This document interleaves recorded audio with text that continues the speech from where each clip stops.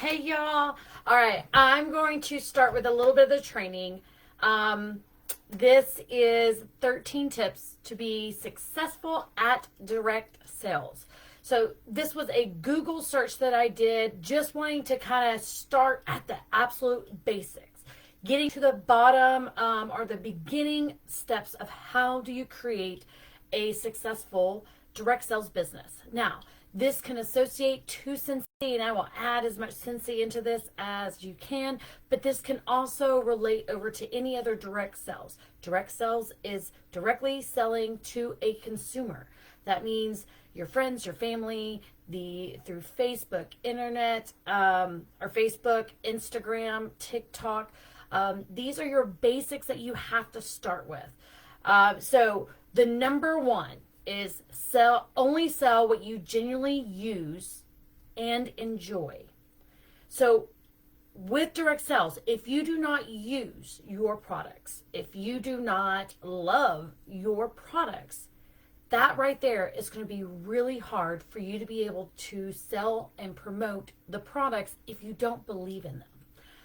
I have loved Scentsy since I started selling Scentsy. In the beginning, when I was introduced to Scentsy, it was not the right time for me. It was a long time ago. I think it was in their first 5 years. It was not something I was interested in because I would never thought that I would be good at doing something like this. But after I started using, I knew about the wax. I've used the wax and the warmers. I guess when I got reintroduced to it, when I found out they had cleaning products and laundry products, I did some of my own research, and then I got some of the products and I used them. I fell in love with the cleaning products. I love the counter clean. I love the bathroom cleaner.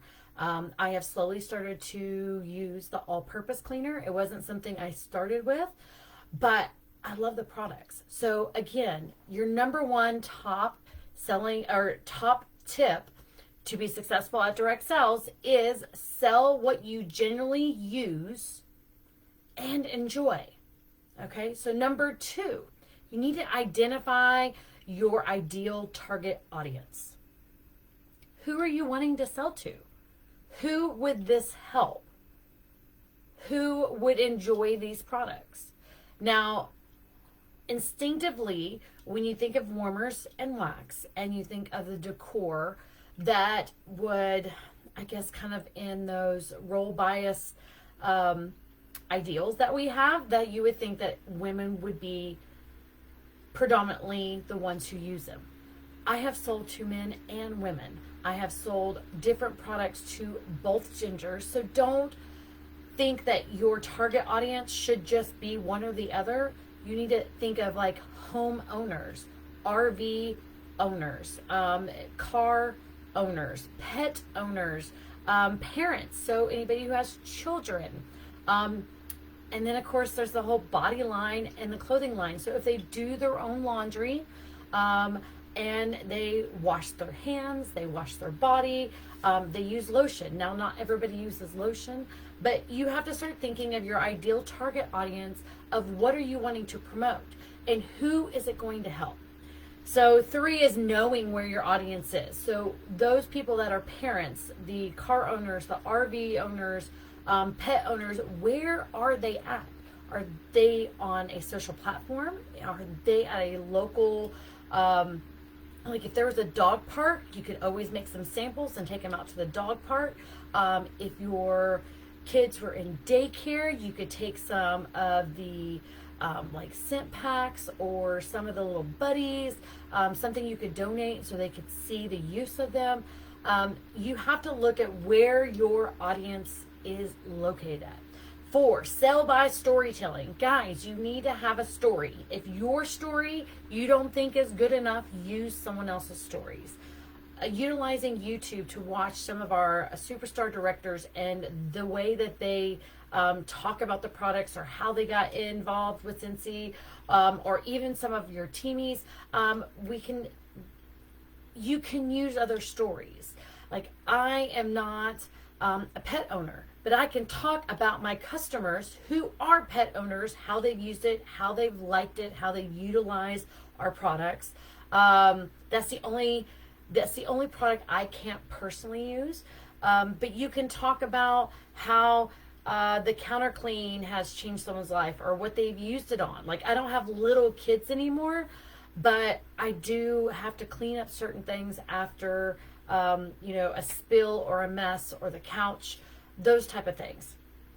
So you sell by storytelling. Number 6 was book as many meetings as you can. Basically for us, that would be booking one-on-ones or booking parties. We are a party planning company. So you want to utilize your friends and family to start, but after that, you use that next group to start booking off of that group. Because this is a party planning company, it is based off of hosts and the rewards and the things that they can get from it. So going back to basics, guys, this is ones that since I started in COVID, this was not a big thing to push because everybody was in lockdown. This is something that I'm having to learn now after being in almost 2.5 years, is booking home parties. Distinguish yourself with unique branding. Guys, brand yourself. Scentsy is branded. Scentsy's branded, but people need to know why you are unique. What are you bringing to the table? What makes you you? A lot of people that are stay-at-home moms talk about how this is a stay-at-home mom. Great way to keep you, involved with the community or involved with interaction with people. They also talk about just the camaraderie and the community that you have with other Scentsy sisters or misters. So uniquely brand yourself. Some other people will start using they are the cat lady, waxy cats. That's Lisa Sanderson, and she uses her cats in almost every single one of her pictures. So she loves her cats. She loves everything about her cats. She talks about them all the time. So if you don't have a cat but you're a dog person, talk about your dog. If it involves the majority of your life, then utilize that. Small kids, with my husband, we have our branding as both of us. So it's kind of like that Scentsy duo. So I'm trying to build that brand off of doing a Scentsy duo with my husband. So you can utilize your family, you can utilize your location. Maybe you're in, you're down by the beach, or you're down at the coast, or you're in the mountains, or there's something uniquely around you. You can use that as well. Some people will even use their city. Like my VIP group is Kennedale Wax VIPs. There is not another one around. There wasn't anything when I searched for it. So it was a unique niche because Kennedale is not very large. Always follow up with prospects. Now that prospects could be for selling or for joining your team. So following up with people that have either commented or liked a post, a picture, or they have reached out to you wanting to look at your website. Follow up with them. Guys, that should be number 1. But again, you kind of have to start in the beginning before you have follow-ups. Follow up with your people. And it doesn't matter how long it's been since you've talked to them. You can follow up at any time. If it's been 6 months, just follow up and say, hey, I am going back through and I realize I never followed back up with you. You don't have to say, I didn't follow up with anybody. Just say, I forgot to follow back up with you. I wanted to check in with you to see how your warmer and wax or how your products are doing or how you're enjoying Scentsy. You don't have to be specific. You don't need to go and say, oh, how's the Texas Rangers warmer with the banana nut bread wax. You don't have to be that specific. You can be very general. It's how is everything going with your Scentsy products? Are you enjoying them? Are you loving them? If they only got a light bulb from you, so you might want to say, hey, are you good on light bulbs, or did you need to get some wax refills? That kind of thing will build a conversation. Giving away free samples and extras. Guys, you can make up samples and you can hand them out to people. You can mail them. You can do scratch and sniff stickers, but they need to get the scent or the product in their hands. If they don't use it or smell it, they don't have a way to fall in love with it. You can't always fall in love with a product that you just see on a phone or on a computer or through a website. Sometimes you have to see them in person. And guys, our warmers are so phenomenal that the pictures don't do them justice. Harness the power of social media. Guys, we have free platforms to promote our businesses. You have Facebook, you have Instagram, you have TikTok, you have YouTube. Guys, YouTube is one of the second top search things. There's so many different platforms that you can utilize for free. Guys, we are in the age of free advertising. You can create your own marketing images. You can go live and do a video, and that is uniquely you because it's you talking, it's you expressing your love about this or your opinion about this or a how-to. You can just say, hey, I just wanted to see how everybody was, wanted to see who will hop on. There's so many different ways that you can get interactions from using social media. Create strategic partnerships. Now, this is kind of one of those that with our direct sales, we can't cross promote. But partnerships doesn't necessarily mean they have to be of a different product. It could. If you go to vendors, then you can start building those partnerships with other people that do vendor events, and they can help you out and say, hey, did you know about this one? Did you know about that one? That's a partnership that you're not technically cross promoting. If you get with an organization that helps promote you, then you can help promote them. Those partnerships doesn't necessarily have to be about another product. It could be someone who is helping you, along with even meeting up with some Scentsy sisters or misters at some of the events. Partnerships could be about learning and collabing with each other and trying to build your business off of, I guess, organizing your ideas or implementing them or tweaking them and having someone that you can kind of bounce ideas off of. Let's see, the next one, highlight reviews and testimonials. If you're not getting any reviews on your VIP, ask for them. I started a business page, I think it's been almost a year, and I do ask in my VIP group. Occasionally I will post on my public page about like, hey, if you've gotten any one of my Scentsy products and you would like to give a review, please do. Here's the link to my business page. It will help you kind of reach out. Another thing that you could do is if you get a really nice review or a really nice text message or email, ask them if you can share it. You don't have to share their information, but you can take a screenshot of how much they loved that product or how much they loved the scent, and then that way you can use that as well. Network locally. Guys, you've got to use the people around you locally. If you can meet up with other consultants that are close to you, you can go and you can collab in public. You want to make sure that you are looking at different things through your city. Like for us, we have a very small city hall. They do different events. They already have a Scentsy consultant, but I'm on the list in case there's any event that they're not able to go to. So I utilize that along with the local sell by trade groups. I will post different things that are what we're allowed to post, like the business specials of starting with what am I trying to say? The starter kit. So when we have a discounted starter kit, or if we have a really great promotion, like what's going on right now with the diffusers, I'll post that because I can post my link, and if they decide to buy it, then they can just go to the link. Let's see. Be persistent and committed. This is the last one. Guys, I cannot tell you enough.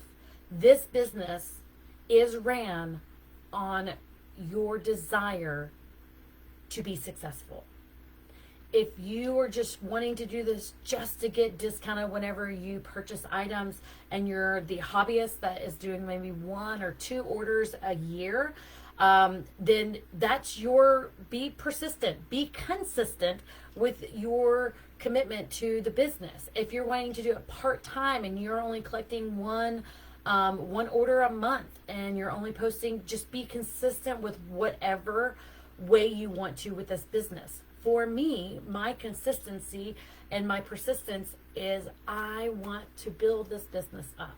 I want to take care of my customers. I want to broaden my customer base. I want to grow this team. And if I was just like, they'll just show up. Someone will just sign up. They'll just go to my website and just know that that's where they can sign up. Guys, if I'm not consistent or persistent with asking people or with checking in with customers, with, checking in with people that have thought about joining Scentsy or needing that extra income, if I just stopped and waited, someone else is going to ask them. It's one thing I used to say in the very beginning was, if you're not going to follow up with your customers, let me know. I will take care of them, because I love to shower my customers with either little goodies, thank you notes. I always make sure that I text them back whenever they've placed an order with me. Just like, thank you so much for supporting my business. So that type of thing is how you're going to grow your business. Now, again, this was just the 13 tips to be successful at direct sales. So you can utilize this with Scentsy or anything else. There is some great information here. I will go ahead and post everything into just a post. I will post it on this page. Y'all can go through it. I'll probably go and elaborate on each one of these, or I'll just do a video off to the side. I just wanted to get this information out to you. I'm basically going back to my basics. I need to start growing more. And so for me to do that, I have to go back to what works for the industry and not what worked for me during COVID. I built my entire business through COVID mentality, and that right now, it was basically kind of post and praying. I was getting sales just by posting a picture of it. That's not necessarily how Scentsy has gotten to be this big.